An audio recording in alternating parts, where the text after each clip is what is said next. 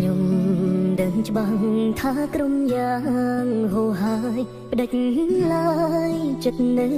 តែគិតក្រុមពេលឃើ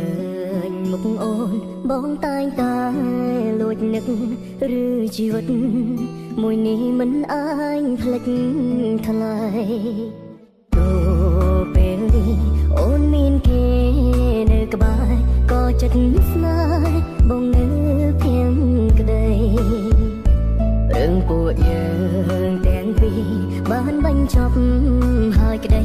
ចង់ឃើញថ្លៃវិលត្រឡប់ស្នេហ៍បងថ្ងៃមួយ